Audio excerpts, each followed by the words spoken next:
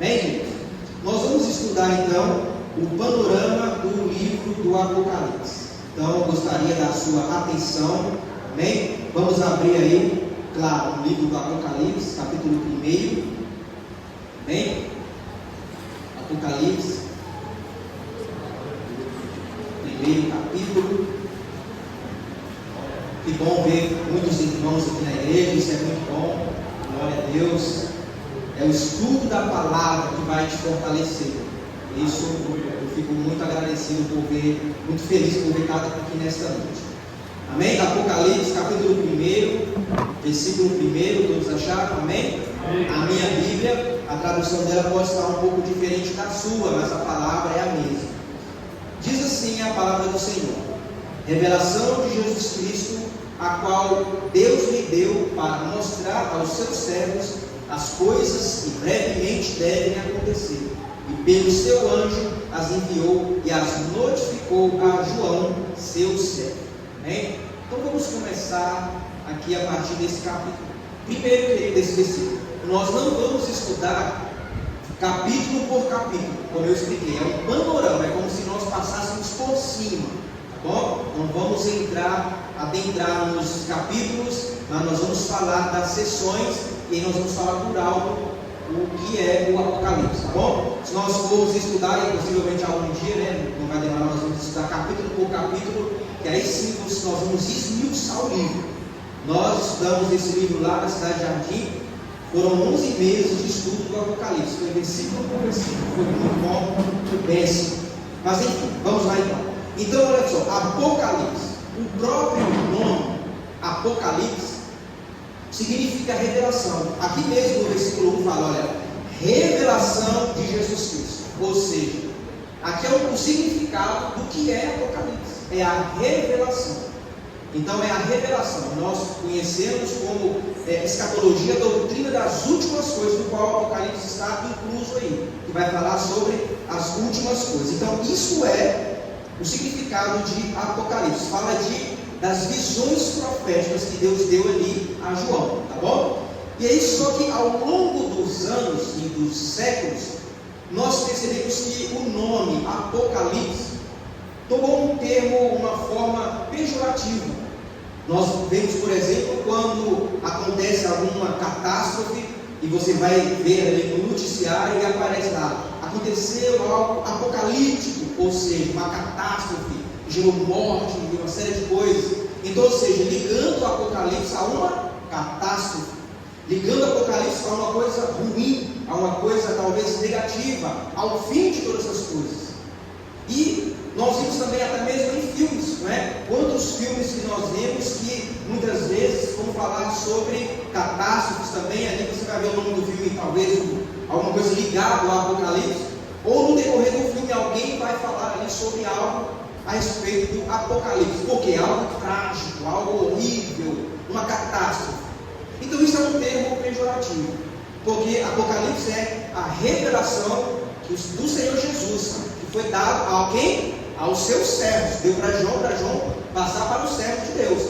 Então, por que muitos não gostam de ler o Apocalipse, né? Se eu perguntar aqui, eu não vou perguntar quantos irmãos já leram um livro do Apocalipse. Nós vamos ver que poucos irmãos leram, mas eu não vou fazer essa pergunta, fique tranquilo, tá bom? Então, mas por que muitos não leem o Apocalipse?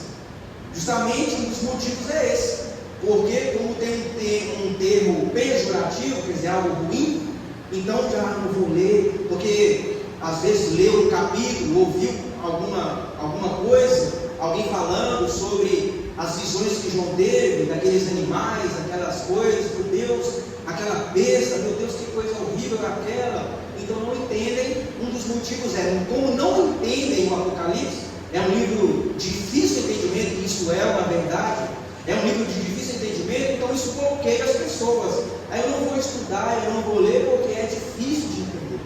Mas na verdade não é difícil, parece, mas não é. Então, na verdade, como eu falei, na verdade o livro não fala apenas de catástrofe, fala sim das últimas coisas, e fala sim de catástrofes.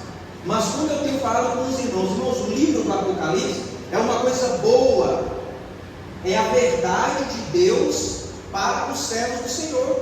Então, ou seja, se nós somos servos do Senhor, esse livro fala de bênçãos para nós, irmãos.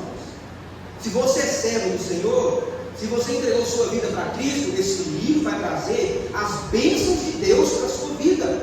Lá vai falar sim de coisas ruins, mas é para aqueles que não servem a Deus.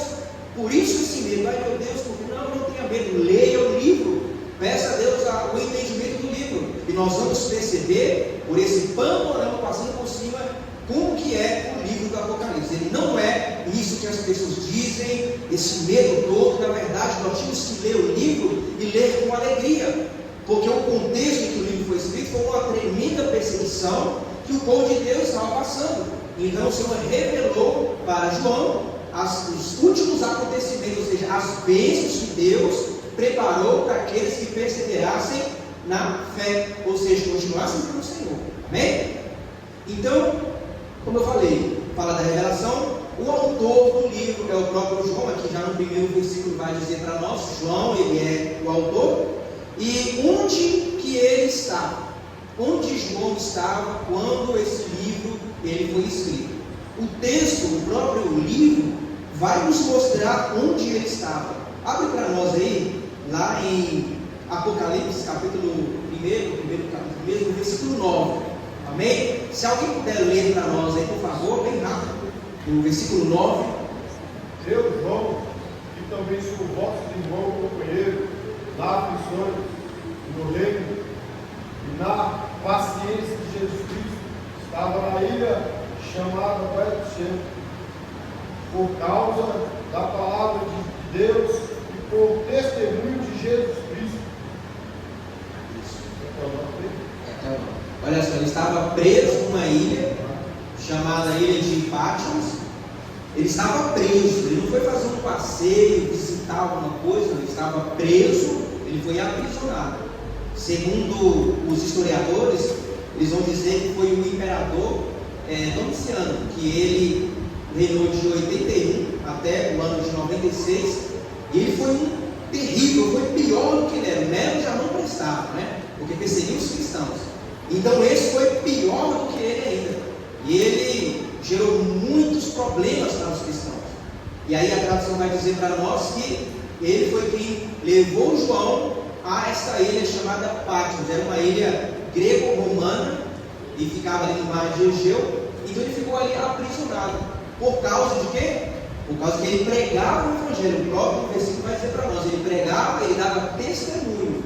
Por quê? Porque esse imperador, segundo os historiadores dizem para nós, foi o primeiro imperador que ele tomou para si o título de o Deus na Terra. Foi o primeiro a ser considerado um Deus na Terra e pedir para si próprio a adoração. As pessoas tinham que adorá-lo como um Deus. E os cristãos, é óbvio que não fizeram isso. Cristão de verdade não vai fazer isso. Então, por isso, a perseguição se intensificou. E aí João vai parar nessa ilha de Patmos. Era uma ilha, irmãos, complicada. Por quê? Ali era onde os romanos levavam os prisioneiros políticos e religiosos. E João estava ali porque ele não adorava o imperador, porque ele adorava somente o Senhor. E naquela ilha, ali tinha, como estamos falando de tempos antigos, e naquela época a Grécia e a Roma, eles tinham seus templos para a adoração dos deuses pagãos. Então, ou seja, naquela ilha tinha alguns templos pagãos. E, ou seja, imagine comigo, pensa bem comigo, João, servo de Deus, agora está preso numa ilha onde tem templos pagãos. Ou seja, ele não podia pregar a palavra, não podia falar de Jesus, e ainda por cima, ele era obrigado a andar naquele lugar e ver ali aqueles templos pagãos, e não podia falar nada. A pior prisão é essa, irmãos, porque não era apenas o serviço para assalto que as pessoas faziam ali, eles tinham limitação de alimentação também. Mas para um cristão, imagine você, um crente, de repente se depara em uma cidade, um local que você está preso, não pode sair, e você é obrigado a ver ali aquele povo adorando, aquele monte de coisa, e você não pode fazer nada. Essa era a prisão daquele povo. E dentro dessa prisão, a Bíblia diz que os historiadores falam que em uma caverna, Deus vai lhe dar então uma revelação. E aí é essa revelação que nós queremos falar nessa noite. E Eu vou passar para vocês agora 4 linhas de corrente de interpretação do livro do Apocalipse. Veja bem, 4 linhas de interpretação, tá bom? São as 4 principais, quer dizer que só existem essas, existem outras também, mas são as 4 principais. É importante você entender, tá bom? E o que eu quero dizer com essas linhas aqui? Não existe, irmão, é linha de interpretação, e existe a doutrina, a base, o pilar, ok? Eu vou explicar para vocês o que é o pilar, o que é a base, o que é a doutrina, mas primeiro eu vou explicar para vocês quais são essas linhas de corrente de interpretação, ok? Você já deve ter ouvido alguma coisa, talvez você ache que isso aqui é o melhor. Irmãos, eu quero frisar bem que é linha de interpretação, ok? Ou seja, eu tenho aquela que eu acredito que é a mais coerente, mas pode ter outra que acredita que é outra linha, não tem problema, isso não tem problema. O que não pode ferir, o que não pode ir contra é a doutrina e a base, ok? Então vamos lá. Então, ou melhor, desculpa, antes de nós falar, vamos falar primeiro aqui das correntes, depois eu falo da divisão do Apocalipse, que é onde eu quero entrar.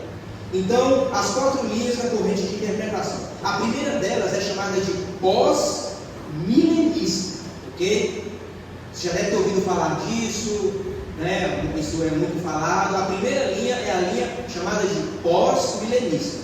E que linha de interpretação é essa? O que eles defendem? O que eles falam? O que eles ensinam? Eles ensinam o seguinte: eles defendem que o Evangelho ele vai transformar gradualmente o mundo, levando até o milênio de paz e justiça.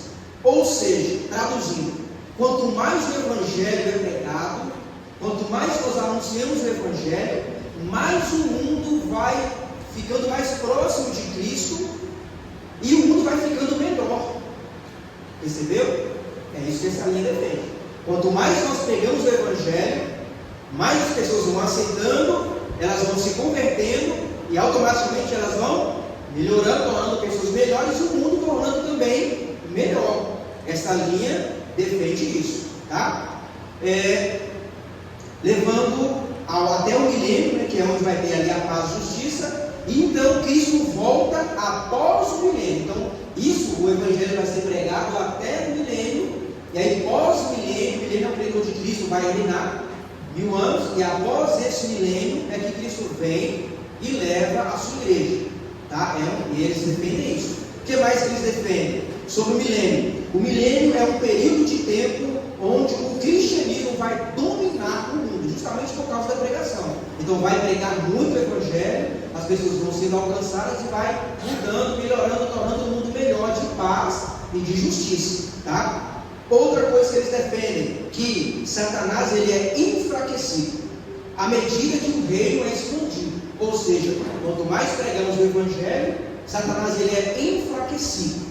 Isso tem até um porquê, né, irmão? Se o Evangelho está aumentando, a pregação, pessoas se convertendo, automaticamente as pessoas vão melhorando, né? Deixando de beber, de fumar, prostituir, adulterar, um monte de coisa, ou seja, tornando pessoas melhores. E com isso, Satanás ele é enfraquecido.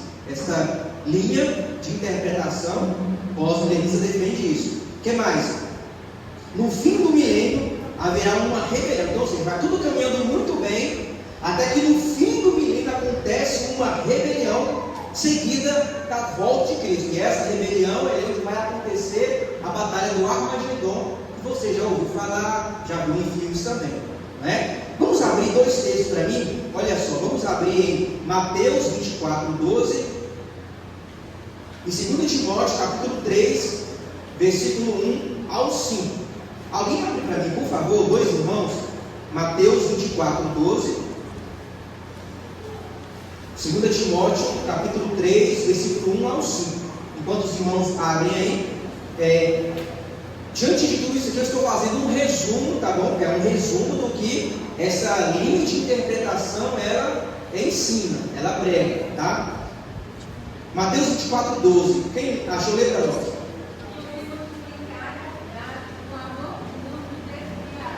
Ó, o amor de muitos se esfriará. Então nós percebemos que biblicamente já vai contra o que é ensinado nessa linha de pensamento, porque essa linha de pensamento, não, desculpa, essa linha de interpretação. Eles ensinam que haverá, vai sendo pregado até haver paz, mas a Bíblia está dizendo para nós, quem veio aí nas duas quartas passadas, nós falamos de Mateus 24. Mateus 24 é a base de tudo, tá, irmãos? Mateus 24 é a base. Então, Mateus 24, versículo 12, está falando que no fim, o amor de muitos esfriará. Quem veio, lembra que a Bíblia diz, também em Mateus, que no final dos tempos, vai chegar o que é o tempo de apostasia, lembra? Vai chegar a apostasia. Se vai chegar a apostasia, como que as pessoas vão melhorando? Como que elas vão se aproximando de Cristo, sendo que a Bíblia vai dizer para nós que vai se afastar de Cristo? É o que a Bíblia ensina para nós. 2 Timóteo, capítulo 3, versículo 1 ao 5. Alguém lê para nós?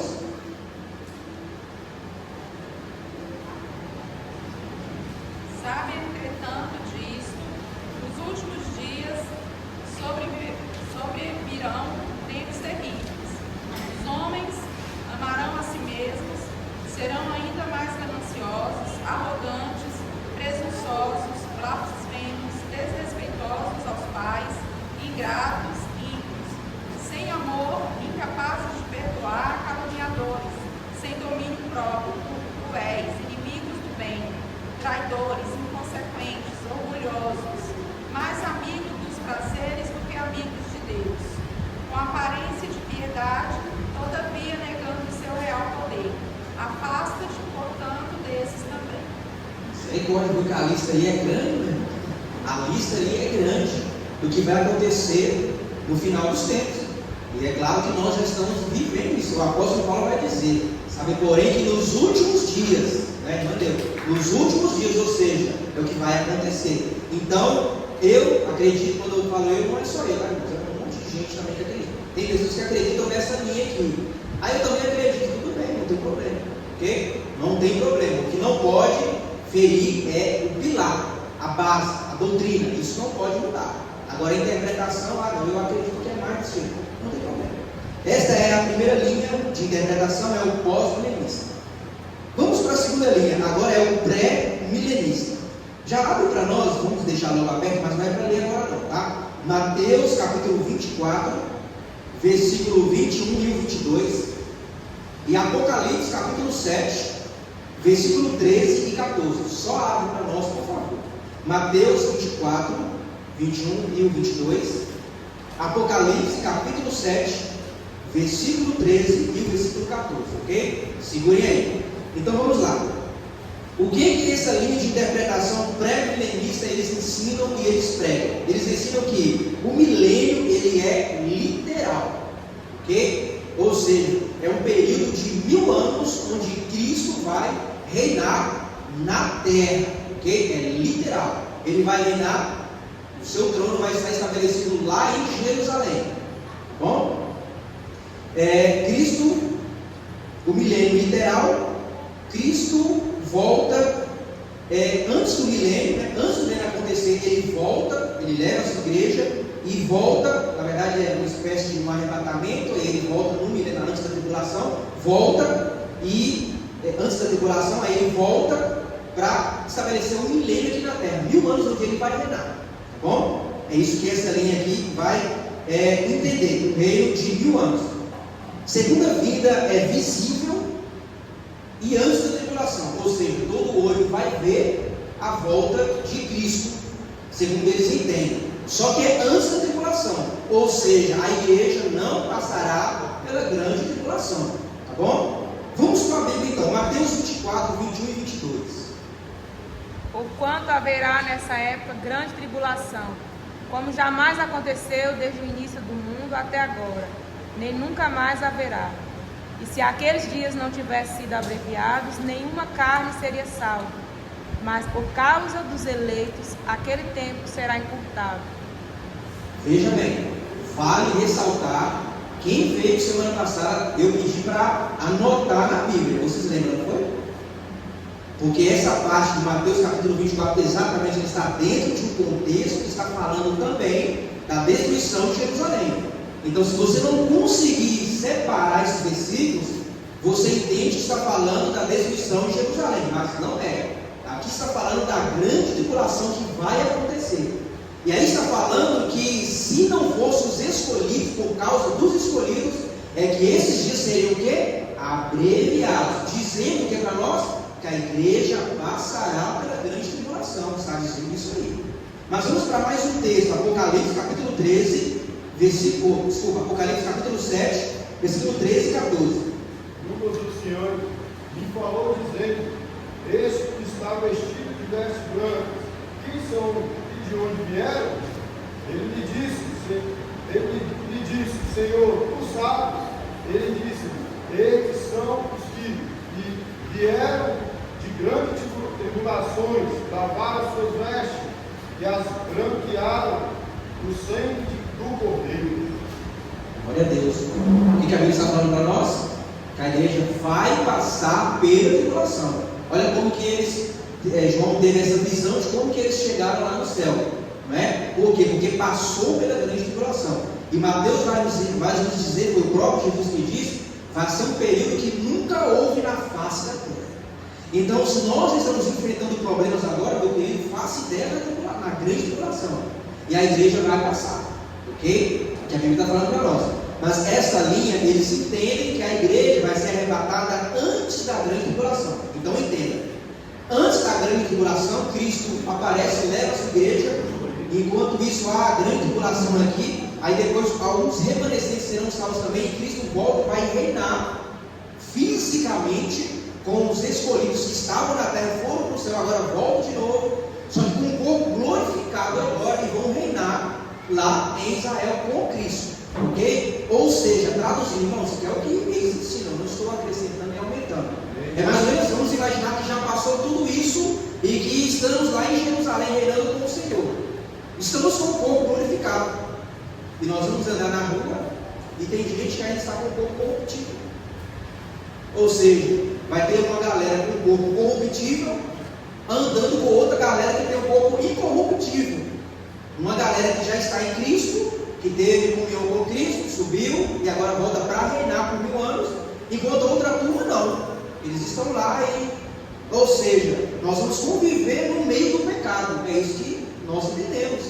Então por isso que é um pouco complicado de se entender, mas tem pessoas que entendem assim, nós respeitamos, lembra? É linha de interpretação, nós aceitamos.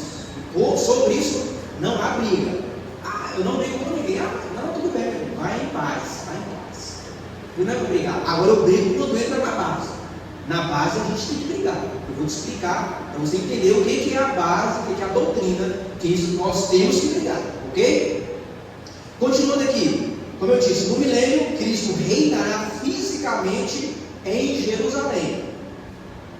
Após o milênio, então, ou seja, após o milênio, aí é onde vai acontecer o Armagedon. Satanás é solto, haverá essa rebelião, e aí depois de tudo isso vai ter aquela batalha do Armagedon, e logo em seguida o juízo final. Então, essa linha, o pré-milenista, eles defendem dessa forma, eles entendem, eles ensinam dessa forma, ok? Tem pessoas que entendem dessa maneira, tem igrejas que pregam assim, tá bom? Nós respeitamos, como eu falei, respeito deve haver, briga sobre isso não, tá bom? Amém, irmãos? Até aqui tudo bem? Estou ensinando, é um resumo, tá? Um resumo do que essas linhas elas ensinam. Vamos para a próxima. A próxima, esta é a mais tradicional, tá? Esta é a mais difundida, a mais ensinada. Qual é? É o pré-milenista dispensacionalista. Esse é aqui mais é falado, tá? É a mais comum. Essa linha ela é uma variante do pré-milenismo que nós acabamos de falar. Então tem o pré-milenismo e tem esse pré-milenismo dispensacionalista. O que eles ensinam? Essa linha ela divide a história em dispensações, ou seja, em períodos, né? A história passa por períodos. E o arrebatamento também antes da tribulação. Nós já ensinamos. Audivelmente, todo mundo verá, todo olho verá. Ele volta no meio da grande tribulação e leva a sua igreja. E aí depois, o resto dos 3 anos e meio, aí o chicote vai estar lá no lombo de quem estiver aqui. Aí acabou, aí já está condenado. Como eu disse, vai sofrer 2 vezes. Vai sofrer com a grande tribulação, o final da grande tribulação. Aí depois acontecerá aquilo ali, ó. Continua lendo aí. O sol. Logo depois, aflições daqueles dias, o sol escurecerá, a lua não dará a luz sua luz, e as estrelas cairão do céu, e as potências do céu serão abaladas. Ali já é o fim de tudo. Cristo volta, leva a sua igreja, acontece o restante da grande tribulação, porque é para sofrer mesmo, vai sofrer, irmão. É grande tribulação. Aí depois que termina aquele período ali, acontece o fim de tudo. Aí é o juízo, acontece um monte de coisa. E nesse período, Satanás será solto a grande tribulação. Aí onde ele vai atuar. Nós vamos pegar essa parte aí, viu? Vamos pegar essa parte aí. Se for agora no nosso tempo, né? Se for no nosso tempo, nós vamos pegar essa parte. Mas no meio, por isso que Apocalipse nós vemos que o povo chega lá no céu todo, né? Chega lá todo arrastado, né? Chega lá assim, glória a Deus, quase não conseguimos ser. Meu Deus, quase. Vai ser desse porque o Satanás vai estar aqui com a sua força. Porque Deus vai permitir. Isso é permissão de Deus. Então, gente, Deus não vai aliviar a igreja, não, meu irmão. Mas no meio da tribulação, Deus tira a sua igreja. Então tem que ser firme. Por isso que fala, ser fiel até a morte. E dar-te aí o quê? A coroa da vida. E Apocalipse vai dizer isso para nós. Ok? Aí depois, enquanto a igreja está subindo e celebrando com Cristo, o pau está quebrando aqui na terra, que é o final da grande tribulação. Aí depois, meu irmão, é o juízo final. Aí acabou. É o juízo final. Aí já acaba com a terra. Isso aí nós vamos ver mais para frente. Ok, meu irmão? Deu para entender? Então, esse aqui é o arminianismo. É a interpretação que eu acredito ser mais coerente com a Bíblia. Ah, não, pastor, mas eu acredito. Não tem problema, meu irmão. Show de bola. Tranquilo. Agora, o que não pode ferir, o que nós temos que brigar, é a doutrina. E o que é a doutrina? Vamos falar agora então. A doutrina, ou seja, os pilares doutrinários, isso não se mexe. Os pilares doutrinários, todas as linhas, qualquer linha que tiver, a base tem que ser essa. Porque se fugir, meu irmão, aí está fora totalmente. Pode ser, como eu disse, eu não estou dizendo que essa linha de interpretação é a verdadeira. Não estou falando isso. Eu estou dizendo que eu acredito que é. Mas e se acontecer o arrebatamento em 2 turnos? Vai ser bênção, né? Se acontecer, é bênção. Eu prefiro acreditar que é um preparar para um. Porque se preparar para 2, meu irmão, e for só um, aí deu ruim.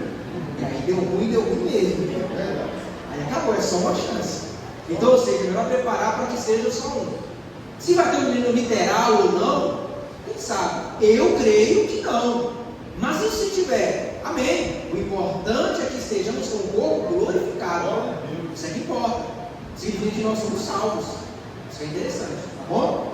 Então, mas eu acredito que é o arminianismo. E qual é a doutrina? Primeiro, Cristo voltará. Irmão, isso é doutrina. Isso é doutrina do Antigo Testamento e do Novo Testamento. Nós vamos ver histórias, textos, irmãos. Tem textos escondidos. Isso mesmo. Existem textos escondidos no Antigo Testamento que revelam a volta de Cristo. O que é isso, pastor? Tem. Com o passar do tempo, nós vamos estudando aqui, vocês vão ver. Existem textos no Antigo Testamento que já revelavam lá. Eu estou falando da volta de Cristo, ele vindo levar a sua igreja. Eu não estou falando a profecia que ele vem nascendo de mulher, como fala em Isaías, não. Eu estou dizendo que já havia profecias no Antigo Testamento que já revelavam a segunda vinda de Cristo. Você vê como que a Bíblia é tremenda. Então, ou seja, a volta de Cristo é uma doutrina. Isso não se mexe. Se alguma linha, e tem linhas que dizem que Cristo já voltou. Que isso? Tem linhas. Eu não sei o que nós estamos fazendo aqui, né? Porque se ele já voltou, então eu não sei. Bom, por isso que aí não se mexe, nós temos que brigar. Isso eu não aceito mesmo, não adianta, isso aí eu brigo feio, porque isso aí é antibíblico. Outra doutrina que não se mexe é os mortos, eles vão ressuscitar, meu irmão. Isso aí é uma verdade bíblica. Isso está escrito. Os apóstolos ensinaram. No Apocalipse também fala para nós. Então, ou seja, os mortos, eles ressuscitarão. Os que serão salvos e os que serão condenados, ambos ressuscitarão. Todos juntos, talvez um período, outros em um período, não importa. Todos ressuscitarão. Essa doutrina não se mexe. Ok? Outra doutrina é o juízo final, meu irmão. Isso vai acontecer. Tem uma cambada de gente por aí falando que o juízo, não vai acontecer juízo, que o céu é aqui na terra. Verdade. O céu é aqui na terra. O céu, a terra é o céu para mim, irmão. Para nós. Por quê? Aqui o céu, essa catástrofe que nós vemos, tanta complicação, é o céu. Para nós não, é para o condenado. É o céu para eles. Falei errado aqui. O céu é para quem está condenado, aqui é o céu. Por quê? Apesar de tudo isso, meu irmão, aqui é bom demais, comparado para onde vai, meu irmão. Ou seja, aqui é o céu. Agora, para nós, aqui é o inferno. Problema, complicação, porque o céu é para onde nós vamos. Lá vai ser Deus. Lá é o céu. Então, ou seja, para quem está condenado, aqui realmente é o céu. Mas temos que acreditar. O juízo final ele vai acontecer. Haverá julgamento, uns vão para o céu, uns vão para o inferno. E a próxima doutrina é justamente sobre uma turma que vai para o céu e a outra que vai para o inferno. Porque tem alguns pastores, estou falando pastores, que ensinam que não haverá inferno. É isso mesmo. Eles ensinam que apesar de tudo isso aí, o povo pecando, fazendo tudo de errado, aí uns vão para o céu primeiro, outros vão ficar ainda assim meio que na porta do inferno, sentindo lá o calor, aí depois Deus vai tirar e levar para o céu. Ou seja, tudo vai para o céu, no final das contas. Isso aí é totalmente antibíblico, não? Aqui fala do céu e inferno, fala de separação. Se fala de separação, Mateus vai dizer isso para nós. Haverá céu, ou melhor, existe o céu, existe o inferno. Alguns vão para lá, para o céu, e outros vão para o inferno. Então, ou seja, essa doutrina não se mexe. Então, esta é a base da doutrina que não se mexe. Qualquer linha de interpretação tem que acreditar nesses 4 pilares. A volta de Cristo, Cristo voltará, os mortos ressuscitarão, o juízo final e os céus e o inferno. Ok, irmãos? Tudo bem até aqui? Então agora nós vamos para a divisão do Apocalipse. Como que nós interpretamos então o Apocalipse? Essas linhas de interpretação que eu ensinei para vocês, a melhor linha de interpretação é o amilenismo, e eu vou falar dela.